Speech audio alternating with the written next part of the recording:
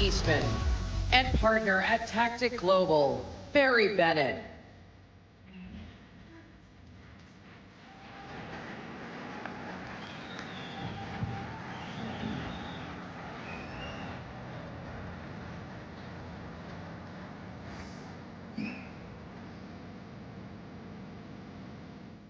Thank you very much. My name is Bennett, and this is Professor John Eastman. The professor is a brilliant legal scholar, and I am a fan of, just watched the TV show Lincoln Lawyers. We have a lot in common. But what we do have in common, unfortunately, is that we were both made victims of our own government because we dared stand with Donald Trump. For me, I ran Ben Carson's campaign back in 2015, 2016, Great American. And I became a senior advisor to the Trump campaign in 2016. Within months of working at the Trump campaign, Obama's CIA director, John Brennan, gave my name along with 25 others to the Five Eyes to ask our so-called allies to spy on us in the Russia-gate. That led to me being bumped by both the UK and Australia and endlessly grilled about Russia and Hillary's emails and all this other crap. And then that, led to, the FBI taking my phone and my emails, the emails of my 9-year-old kid. They took my Uber Eats account. They got a lot of information there. But, one of the things, unfortunately, that John and I have in common, we both had to spend millions of dollars to defend ourselves. And John, I'm further along in the process. John is still in the fight, and he needs our help. But anyway, I want to be quick and tell you who I was and what I've gone through, but John's case is really happening right now. So I want him to have 7.5 minutes, and I'll take 2.5. Very good, thank you. Thank you. Look, one of the most egregious examples of the psychological analysis of projection was when the Democrats, before the 2024 election, said President Trump would weaponize the Department of Justice. I said, are you kidding me? What have we been looking at for the last 4 years? They took my phone in New Mexico outside of a restaurant with an egregiously broad warrant that said all the data on your phone. Now, we fought a Revolutionary War to stop that. That's called the general warrant. The Fourth Amendment requires that they identify what they're going to search and seize with particularity. They just said everything on your phone. And of course, modern phones are a portal to everything, every communication, every transaction you have. They said, oh no, we're not allowed to look at what we've seized until we get a second warrant. And about a month later, I start getting inquiries from a taint team in Portland, Oregon, asking if certain things I was going to assert privilege over. I said, well, I've got a question. How do you even have that? Where was this second warrant? Oh, we got that. I said, I haven't seen it. Well, yeah, but the phone was in our possession by then, so we served the warrant on ourselves. This is utter nonsense, and they are shredding the First Amendment, the Fourth Amendment, the Fifth Amendment, the Sixth Amendment, the right to counsel, the right to attorney-client privilege. I had a client, my wife sometimes he would forget the time zone difference from where I was on the West Coast and where he was, 4:30, 5:30 in the morning, and my wife would nudge me and said, you better get that, it might be the client. Well, the client was the President of the United States. And he asked me to help him get the legal challenges to the fraudulent and illegal election in 2020 for the courts to actually consider that. And for that, I was named as an unindicted co-conspirator in Jack Smith's criminal prosecution against President Trump, an indicted co-conspirator in Georgia, an indicted co-conspirator in Arizona, where I had no involvement whatsoever.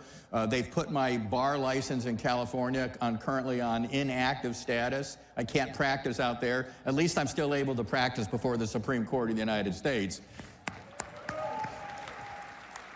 But part of what's going on here, and they've admitted this, it's to scare lawyers from ever taking on causes or clients that the left doesn't want you to take on. This is an egregious abuse of our criminal justice system, the likes of which we have never seen.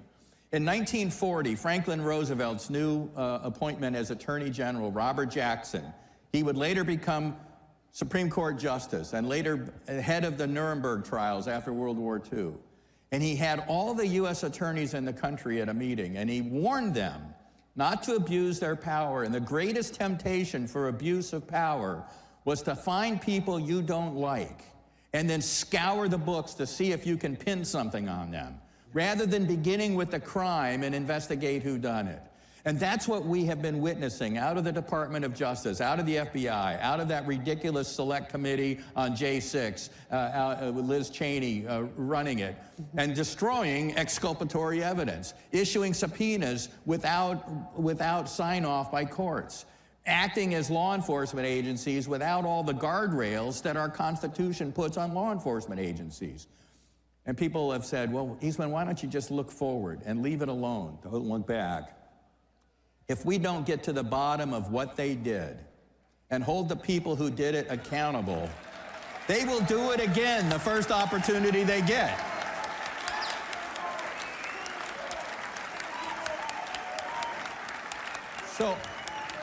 So I have been thrilled with all of President Trump's nominees, but I think the one that is going to be most relevant to this fight is the one that got confirmed yesterday, 51 to 48, Kash Patel. Because in my view, what we have been witnessing is a nationwide conspiracy to deprive political opponents of their constitutional rights to free speech, to assembly, the right to petition the government for redress of grievances.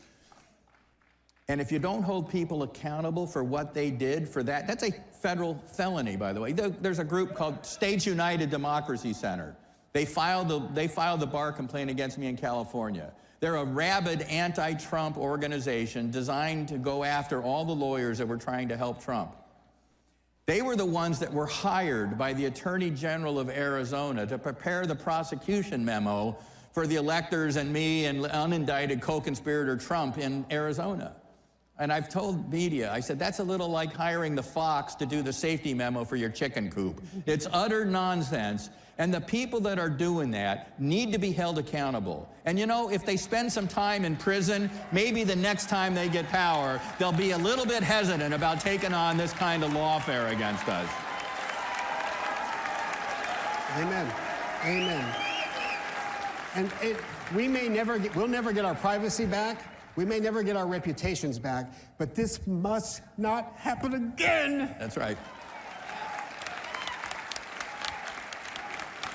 I teach at the Claremont Institute, our summer fellowship program, and I was teaching our John Marshall Fellows, young lawyers, when the indictment in Georgia came down, and everybody's phone starts going off, and they made fun of it at the end of the week when we had our big roasting. But the gentleman that roasted me then turned serious. And he said, what we saw here was an exhibition of courage, and courage is contagious. And then he said, if you think about the last line of our national anthem, it's not so much whether that flag was still waving, it's what kind of land it is waving over. Is it still the land of the free and the home of the brave, or is it now the land of the coward and the home of the slave? And ladies and gentlemen, I've got grandkids, and I'm not willing to hand them over to a land of the coward and the home of the slave. We fight this battle until we win permanently. We fight it every day. We fight it in the streets, we fight it in the courts, we fight it wherever we can, because our freedom is too precious to give up.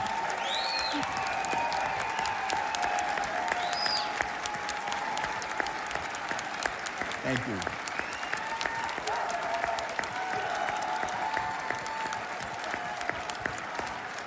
You think about it, our founders pledged to each other their lives, and they meant it. Their fortunes, and they meant it. Just ask Robert Morris, who funded the Revolutionary War largely. But most importantly for them, more important than either of those, they pledged their sacred honor. What kind of sacred honor will we have if we hand off to our grandkids an enslavement contrary to what we inherited from our forebears? This is the fight for our time. It's the fight worth having. I can't think of anything more important to be doing. And I thank you all for being here and for the army that you are, for keeping America free keeping America prosperous, and let's make America great again. Thank you all. Thank you, guys.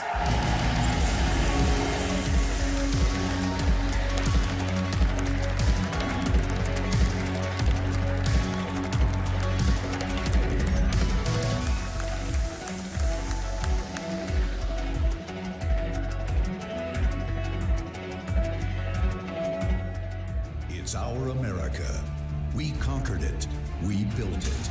Great values like honesty and fairness. Great courage. A great nation needs a free press. Newsmax is it.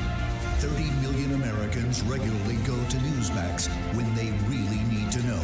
They watch Newsmax TV at home. On the free Newsmax app, they go to Newsmax.com. Start today. Newsmax is real news for real people. Wherever human freedom is under attack, in courtrooms, legislatures, and the public square, we stand ready to defend it. This is why Alliance Defending Freedom exists. Supreme Court victory for a Christian woman who was taken to court for standing firm in her beliefs. The First Amendment follows a golden rule. If we want to protect speech for ourselves, then we need to protect it for others. A video released this week by ADF International has attracted over 34 million views and even attracted comment from Elon Musk. It concerned a pair of Swiss parents who've had their child taken away from them because they objected to her gender transition. We're not just here to stop the erosion of liberty for this moment alone. We are here to keep the door open for the gospel. And when the gospel does its work, truth doesn't just hold its ground. It advances. It sets people free for generations to come. This is our mission at Alliance Defending Freedom.